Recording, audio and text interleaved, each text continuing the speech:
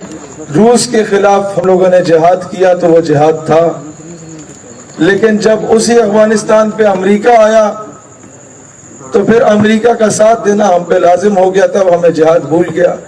لہٰذا جب تک ہم یہ نہ کہیں کہ جہاد صرف وہ جائز ہے جو امریکہ کی خوشنودی سے ہو، تب تک ہم آزاد نہیں ہو سکتے۔ دوستان عزیز وقار، ابھی ہمیں یہ وہ تلخ باتیں ہیں، یہ وہ تلخ حقائق ہیں جو کہ شاید لوگ کرنے سے پہلے وہی چودھری صاحب والی بات کے باہر ایک کالا ڈالا کھڑا ہوتا ہے اور آپ کا شمار نامعلوم افراد میں ہو جاتا ہے۔ لیکن میں کب تک یہ برداشت کروں کہ میرے قوم کی بیٹی عافیہ صدیقی کی صورت میں اغوا کر لی جائے؟ میں کب تک یہ برداشت کروں کہ میرے قوم کے بچے ریمنڈ ڈیوس کی صورت میں اسے قتل کر دیا جائے اور ریمنڈ ڈیوس باعزت طور پر بری ہو جائے؟ میں کب تک یہ برداشت کروں کہ کرنل جوزف رات کی تاریکی میں میرے بچے کو اسلام آباد کی سڑکوں پہ کچل دے اور ہم اسے نور خان ایئر بیس سے رات کی تاریکی میں سلوٹ مار کے بھیج دیں؟ میں کب تک یہ برداشت کروں کہ میرے دیش کا جوان وہ چونڈا میں اپنے جسم سے بم باندھ کے ہندوستانی ٹینکوں پہ تو کود پڑا، اس کے غرور کو خاک میں ملایا؟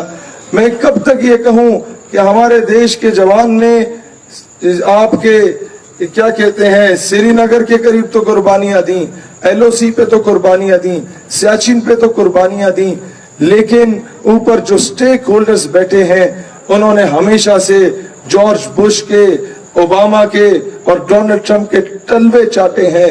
میں کب تک یہ برداشت کروں کہ چہرے تبدیل ہوتے رہیں لیکن غلامی کا پٹا وائٹ ہاؤس سے ہی آتا رہے؟ میں کب تک یہ برداشت کروں کہ چہرے حکام بالا کے تبدیل ہوتے رہیں لیکن منظوری واشنگٹن ڈی سی سے آتی رہی؟ وہ سوشل میڈیا تھا، بجائے اس کے کہ اس پہ ہم پاپا کی پرنسس والی آئی ڈی بنائیں، یا بجائے اس کے کہ اس پہ ہم لوگ سبا بن کے 20 روپے کا ایزی لوڈ منگوا لیں اور مغرب کے اربوں ڈالرز کی انویسٹمنٹ پہ لات مارتا ہوا بتائے کہ جناب ہم لوگ جتنے مرضی ماڈرنائزڈ کیوں نہ ہوں، ہم لوگ جتنے مرضی انگریزی گھما پھرا کے بولنے والے کیوں نہ ہوں، ہم لوگ جتنا مرضی پینٹو شیٹوں میں پھرنے والے کیوں نہ ہوں، جب بات میرے آقا کی عزت اور حرمت کی آتی ہے تو ہم کسی کو کھادے میں، کسی کو بارے میں نہیں لاتے۔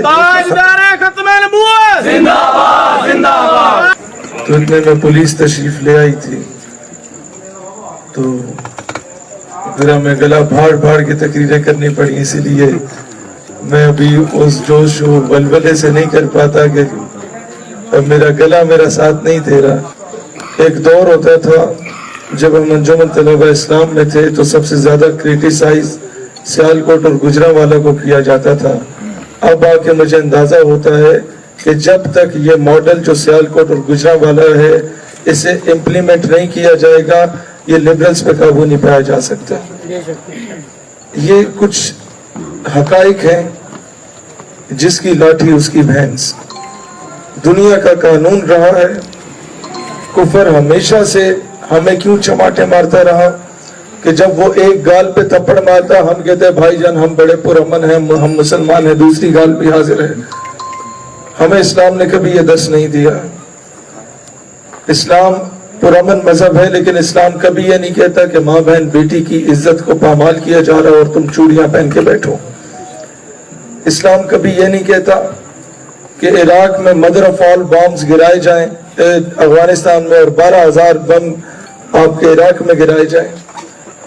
بہنوں کو ان کے بھائیوں کے سامنے برہنہ کر کے سٹ سٹینڈ کی سزائیں دلوائی جائیں 2002، 3 اور 4 میں، اور پھر ان کے وہ سی ڈیز وائرل کروائی جائیں اور پاکستان میں بھیجی جائیں اور باہر یہ لکھا جائے کہ یہ حج اور عمرہ کرنے کا طریقہ ہے۔ اور جب مسلمان اسے اپنے کمپیوٹر میں ڈالتا تھا اور وہ عبرت حاصل کرتا تھا اور اس کے ذہن میں یہ آتا تھا کہ کل کو اگر میں امریکہ کے بارے میں کوئی بات کروں گا تو شاید ہمارے گھر میں ہماری ماں بہنوں بیٹیوں کے ساتھ بھی یہ ہو۔ اقبال رحمت اللہ علیہ جس کانسیپٹ کو سمجھانے کی کوشش کرتے ہیں، کبھی ایسا نہیں ہوا۔ یہ پنجاب کا علاقہ ہے، آپ انٹیریئر پنجاب میں جائیں، آپ انٹیریئر سندھ میں جائیں، آپ بلوچستان میں جائیں، کہ نوابوں وڈیروں کا رواج کافی زیادہ ہے۔ کے پی کے میں ذرا کم ہے، لیکن ان علاقوں میں ذرا غلامی زیادہ ہے. وہ اقبال کہتا ہے تعویل کا پھندا جو کوئی صیاد لگا دے یہ شاخ نشیمن سے اترتا ہے بہت جلد. تو کبھی بھی ایسا نہیں ہوا کہ کوئی شخص جب تک خود اپنے پنڈ کے چودھری کے پاس گٹوں میں بوٹ پالش کرنے کے لیے نہ گیا ہو پنڈ کے چودھری نے اسے اپنا غلام بنایا ہو. کوئی زبردستی لا کے غلام نہیں بناتا. جب تک آپ اپنی نوکری کے لیے سی وی جمع نہیں کراتے تب تک آپ کو نوکری پہ نہیں رکھا جاتا. اسی طرح تو اقبال نے یہی کہا یورپ کی غلامی پہ رضامند ہوا تو مجھ کو گلا تجھ سے ہے یورپ سے نہیں ہے. اب سمجھیں جب تک امریکہ کے گٹوں میں بیٹھ کے اس سے بھیک نہیں مانگیں گے امریکہ زبردستی تو ہمیں خیرات نہیں دے گا. وہ کوئی پھوپھی کا بیٹا ہمارا. یہ جو آپ ایڈ دیکھتے ہیں یو ایس ایڈ کی مد میں ہمیں ایڈ مل گئی دیکھتے ہیں نا یہ فلانی سپورٹ آ گئی جناب امریکہ سے. بھئی وہ کیا تمہارے تائی کا پتر ہے جس نے عراق میں بم پھینکے جس نے لبنان کو تباہ کیا جس نے سیریا کو تباہ کیا جس نے پوری عرب کنٹریز کو تباہ کر دیا اس طریقے سے کہ ان کے بڑے بڑے اسٹیک ہولڈرز کو عورت و شراب کا عادی بنا دیا. یہ فکر عرب کو دے کے فرنگی تخیلات اسلام کو حجاز و یمن سے نکال دو. اس نے حجاز اور یمن کو آپس میں لڑوا دیا. اس نے عراق اور کویت کو آپس میں لڑوا دیا. اس نے عراق اور ایران کو آپس میں لڑوا دیا. اس نے پاکستان اور افغانستان کو آپس میں لڑوا دیا. وہ تمہیں کیوں ایڈ دے گا؟ اس کی کچھ ڈیمانڈز ہوتی ہیں. وہ ڈیمانڈز کیا ہوتی ہیں کہ آپ کے تعلیمی نصاب سے عشق رسول کے ایلیمنٹ کو نکال دو. آپ میں سے جو 40 یا اس سے ابو ایج کے لوگ ہیں یا اپنے بزرگوں سے پوچھئے گا کہ ان کے دور میں ایک مضمون اردو میں پڑھایا جاتا تھا غازی علم الدین ایک عظیم عاشق رسول کے نام سے. آج نہیں پڑھایا جاتا.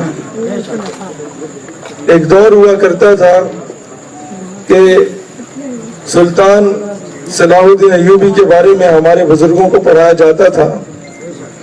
آج مصطفیٰ کمال اتہ ترک پڑھایا جا رہا ہے جسے انگریزوں نے لانچ کیا اور ایک لبرل ترکی ہمارے اوپر مسلط کیا تھا. آج وہ سلطان محمد فاتح نہیں پڑھایا جاتا. آج ہمیں وہ غازی عبدالحمید نہیں پڑھایا جاتا. آج ہمیں وہ نور الدین زنگی جیسا چیف آف آرمی سٹاف نہیں پڑھایا جاتا. اسی لیے ہمارا وزیر اعظم کہتا ہے کہ جو بارڈر کی طرف جائے گا وہ ملک دشمنی کرے گا. بندہ اس بدبخت سے پوچھے کہ تم ہر 5 ستمبر کو آ کے دعا کرواتے ہو کہ اللہ کشمیر کو آزادی دلوا دے. اپنے ساتھ کچھ علماء کو بھی بٹھا دیتا ہے. اب میں دعا کرواؤں آپ دعا کروائیں اچھا لگتا ہے. ہمارے پاس اور کچھ ہے بھی نہیں نعرے لگانے کے علاوہ دعائیں کرنے کے علاوہ تقریریں کرنے کے علاوہ. لیکن جب وزیر اعظم بھی دعا ہی کرے تو کرسی ہے تمہاری یہ جنازہ تو نہیں ہے.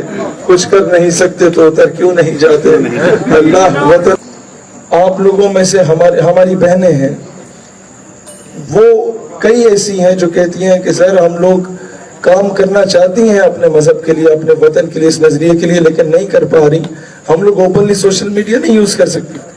میں نے کہا آپ سے کس نے کہا ہے کہ ہماری بہن آپ اپنی تصویر سامنے آویزہ کر کے سوشل میڈیا استعمال کریں.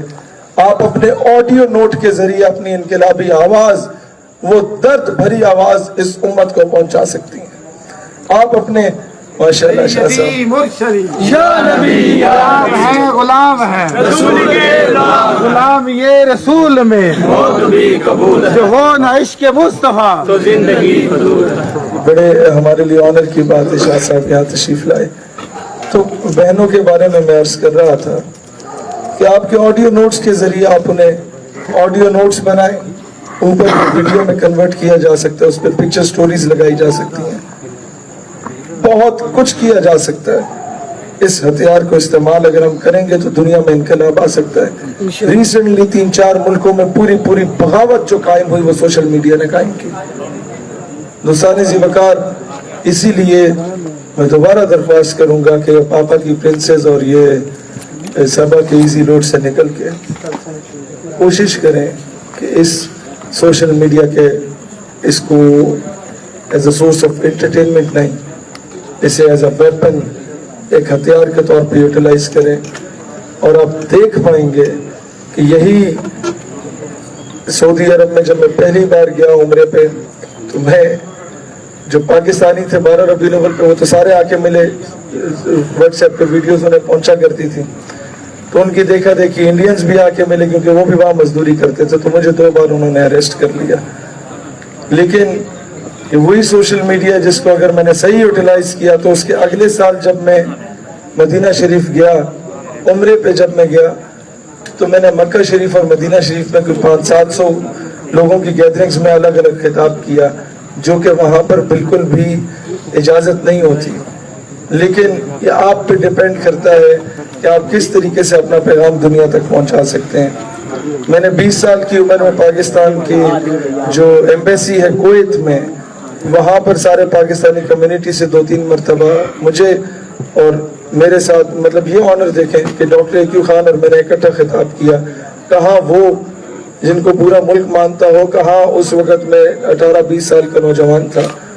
तो ये चीज़ें होती हैं, अगर आप इस हथियार को इस्तेमाल करते हैं, आप उम्मत में एक तब्दीली भी ला सकते हैं, आप उम्मत में एक इनकलाब भी ला सकते हैं। मैं चाहता तो यहाँ जज्बाती इनकलाबी तकरीरें करके आपसे नारे लगवा देता, लेकिन होना यही था कि जिस दिन आप सोचते कि हमने आके वहाँ पर 3 घंटे ज़ाया किए, हम लोगों ने नारे लगाए सिर्फ, जब तक हम सिस्टम में घुसेंगे नहीं और सिस्टम को सही तरीके से, वो हिटलर में रूम फरमाते थे, if you want to change the system get into it, system तब्दील करना उसे घुस जाओ, फिर की करो, रीच टू द टॉप, उसके बुलंदी तक पहुंचो, only then you could be able to change the entire system. ਤਾਂ ਤੁਸੀਂ ਜਾ ਕੇ ਉਸ सिस्टम ਨੂੰ चेंज कर सकते हो, नहीं तो बाहर बैठ के नारे लाओ, कोई फर्क नहीं पड़ेगा, कुछ भी फर्क नहीं पड़ेगा। दोस्तान जी वकार, ये लॉन्ग टर्म मेयर्स हैं, ये इस तरह नहीं, बस ठीक है 2 जुमले, ये इस तरह नहीं है कि आज हम नारा लगाएं तो कल ये नजरियाती लोग जो है वो कोई हुकूमत कायम करके, ये एक तवील जद्दोजहद है। आप सिस्टम पे काम करें, कल को हम लोग हो ना हो, मैं ये दावे से कह सकता हूँ कि पाकिस्तान हकीकी मायनों में एक इस्लामी जमहूरिया पाकिस्तान कहलाने का हकदार होगा। मैं दावे से कह सकता हूँ कि पाकिस्तान अपने फैसले खुद कर पाएगा। मैं दावे से कह सकता हूँ कि पाकिस्तान हकीकी मायनों में खुद मुख्तार रियासत होगा। तो अल्लाह ताला दीन इस्लाम और वतन अजीज पाकिस्तान का हामी और नासिर हो। पाकिस्तान हमेशा जिंदाबाद। और मैं सआदत समझता हूँ कि शाह साहब को मैं दावत दूँ, ये इख्तितामी कलिमात के साथ आप दुआ भी आप फरमाएं शाह साहब।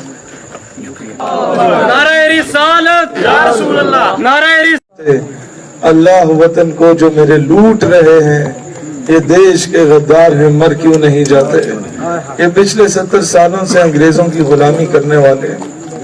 ये पिछले 70 सालों से ये जो ऊपर मसरत वजारत उज़्मा पे कोई शख्स बैठा होता है वो चेंज होता है, लेकिन वो लोटे और चमचे खर्चे वो कांस्टेंट रहते हैं। वो आपको हर जमात में नजर आएंगे। ये क्यों वहां पर है? इनकी तारीखें खंगाल के देखो, इनमें से अक्सरियत आपको वो नजर आएगी जिनके बाप दादा ने 1857 और 1920 में जाके अंग्रेजों के कुत्ते नहलाए थे। आज उनके बच्चे नवाब बने, आज उनके बच्चे वडेरे हैं। लेकिन मसला ये नहीं कि वो नवाब और वडेरे हैं, मसला ये है कि हम लोग क्यों, हमारे पिंड देहात के लोग जाके उन्हीं के घोड़े कुत्ते नहला रहे होते हैं। अगर तुम ये चाहते हो कि तुम्हारा तारुफ शहर में ये हो कि ये अंग्रेजों के कुत्ते नहलाने वालों के भी कुत्ते नहलाने वाला है, तो बताओ तुम्हारी ये पीएचडी की डिग्रियां और तुम्हारी ये मास्टर्स और बैचलर्स की डिग्रियां किस फायदे की है नौजवानों? आज के बाद इस गुलामी को तोड़ो, हुजूर अलैहिस्सलाम की गुलामी के दामन को थामो। आज के बाद वो क्या कहते हैं, मोहब्बत कौन करता है, कौन करता है, मोहब्बत कौन करता है, सियासत कौन करता है, मुझे मालूम है मेरी हिफाजत कौन करता है। हम इन्हें लाज रखी है बुजुर्गों की यहाँ, वरना सभी टुकड़ों में पलते हैं, बगावत कौन करता है। दोस्तान इसी वकार, अब इन जाबिरों, इन जालिमों, इन चोरों, इन लुटेरों, इनके खिलाफ बगावत का वक्त है। अब इनकी गुलामी के दामन को छोड़ने का वक्त है। अब پاکستان کے فیصلے پاکستان کے اندر کرنے کا وقت ہے. اب اقوام عالم کو جو امیدیں آپ سے وابستہ ہیں کہ وہ فلسطینی بچہ اسرائیلی توپ کے سامنے کنکر اٹھا کے کہتا ہے کہ نحنو ابناء المسلمین وکل صلاح الدین, we are all the children of Muslims and each and every one of us is صلاح الدین ایوبی. وہ نوجوان جو وہ کنکر اٹھا کے اسرائیلی توپوں کی طرف دیکھ کے کہتا ہے do not look at the stone in my hand, look at the atom bomb in Pakistan. وہ نوجوان جو یہ کہتا ہے کہ میرے ہاتھ میں کنکر نہ دیکھو, پاکستان میں موجود ایٹم بم کو دیکھو. شاید وہ نوجوان وہ کہتا تھا, آج نہیں کہتا. وہ مایوس ہو گیا کیونکہ یہاں پر آدھا گھنٹہ وزیر اعظم کے کہنے پہ آپ نے بھی اور میں نے بھی احتجاج کیا جمعے کے دن. کشمیر ہمیں نہیں ملا. میں نے وزیر اعظم کو مشورہ دیا کہ آپ آدھا گھنٹہ کسی جمعے کو بیٹھ کے احتجاج کر دیں, شاید بھارت کو درس آ جائے. شاید اگلے جمعے آپ لیٹ کے احتجاج کر دیں, آدھا گھنٹہ بھارت کو ترس آ جائے. لیکن اگر پھر بھی مشورہ دیا کہ آپ آدھا گھنٹہ کسی جمعے کو بیٹھ کے احتجاج کر دیں, شاید بھارت کو درس آ جائے. شاید اگلے جمعے آپ لیٹ کے احتجاج کر دیں, آدھا گھنٹہ بھارت کو ترس آ جائے. لیکن اگر پھر بھی آپ کو کشمیر نہ ملا تو کسی جمعے کو تمام حکام بالا, تمام سے مراد آپ سمجھتے ہیں انکلوڈنگ فرشتے, تمام حکام بالا قائد تیری جرت کو سلام ہے, سلام ہے. قائد تیری جرت کو سلام ہے, سلام ہے. تمام اگر یہ اس سے بھی آزاد نہیں ہوتا کشمیر تو کسی جمعے کو آدھا گھنٹہ نکالو اور امت کے سامنے آدھے گھنٹے کے لیے کسی جمعے کے دن مرغا بن جاؤ اور کہو کہ اب محمد بن قاسم نے نہیں آنا. اب یہ جو بہنیں ہیں یہ جو دیوار پہ لکھتی ہیں کیا سیدنا عمر فاروق کے وارث اب نہیں رہے, تو انہیں کہہ دو کہ بس حمیت نام تھا جس کا گئی تیمور کے گھر سے. اب وہ غیرت, جرت, شجاعت ہو گئی. اب ہماری تلواریں ڈونلڈ ٹرمپ کے آگے رقص کرنے کے کام آتی ہیں. ایوبی رحمت اللہ علیہ فرماتے تھے کہ جب مسلمان کی تلوار عورت اور شراب سے زنگ آلود ہو جائے تو وہ حاکم وقت بے غیرت اور بزدل ترین ہو جاتا ہے. وہ تلواریں آج دیکھ لو کہ وہ عورت اور شراب میں تو لت پت نظر آئیں گی, آپ کو ان بڑے بڑے جاگیرداروں اور ان بڑے بڑے سرمایہ داروں اور ان بڑے بڑے سٹیک ہولڈرز کے بچے اور بچیاں ملک سے باہر تعلیم حاصل کرتے ہوئے نظر تو آئیں گے, لیکن آپ کو وہ تلواریں آج کشمیر, برما اور فلسطین کے لیے اٹھتی ہوئی نظر نہیں آئیں گے. آپ کو معذرت کے ساتھ مجھے دکھ ہوتا ہے یہ بات کہتے ہوئے, شاید یہ بات ابھی آپ کے سر سے گزر جائے, شاید آپ میں سے دو چار یہ بات سمجھ جائیں, شاید ان دو چار ہی ایسے ہوں کہ وہ اپنے آنے والی نسلوں کو بچا دیں.